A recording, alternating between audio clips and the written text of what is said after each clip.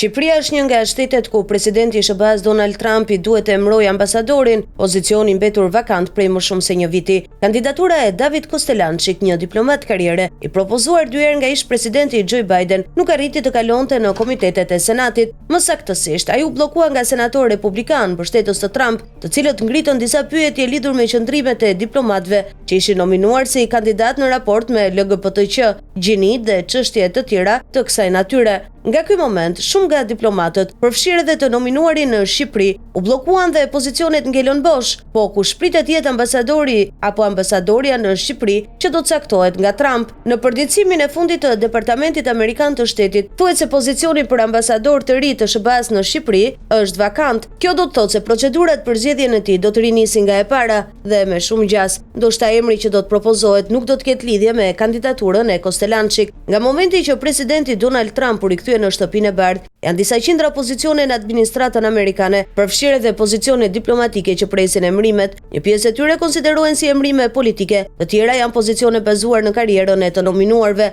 Ajo që dihet deri më tani në rastin e Shqipërisë është fakti se ende nuk ka një kandidat të nominuar, i cili më pas do t'i nënshtrohet seancave dëgjimore dhe në fund të marrë miratimin, një proces që ndoshta mund të zgjasë edhe disa muaj, ndërsa në raportimet zyrtare vendi i ambasadorit të SBA-s në Tiranë konsiderohet vakant. Kjo do të thotë se ndoshta deri në maj, kohë kur në Shqipëri mbahen zgjedhjet parlamentare, por edhe më vonë, ambasada e SBA-s në Tiranë do të vijojë të drejtohet nga e dërguara me punë Nancy Van Horn, e cila po mban një profil të ulët, veçanërisht në raport me zhvillimet politike në vend, referuar faktit se procedurat e emërimeve të ambasadorëve zgjasin disa muaj, e vetmja mënyrë e shpejtë mbetet emërimi një të dërguari apo të dërguare të re me punë në Shqipëri, nëse administrata Trump do të tentojë ndryshimin e ambasadën në Tiranë. Nga momenti që administrata Trump është vënë në funksion, janë shpallur 13 diplomat për postë ambasadorësh të SBA-s në vende ose në organizma të ndryshme, ndërkohë që janë emëruar 18 ambasador dhe një tjetër është njoftuar për të marrë detyrën. Në mandatin e tij të parë si president, Trump propozoi për ambasadore të SBA-s në Tiranë Kathleen Ann Caveles, por kandidatura e saj në ato kohë u bllokuar në Senat, pothuajse me të njëjtën procedurë, si kundër i ndodhi Kostelançik, dhe pas tërheqjes së Caveles në Shqipëri, u emërua si ambasadore Yuri Kim, që nga politika shqiptare do të mbahet mend gjatë për qëndrimet e mbajtura dhe gjuhën e ashpër të përdorur.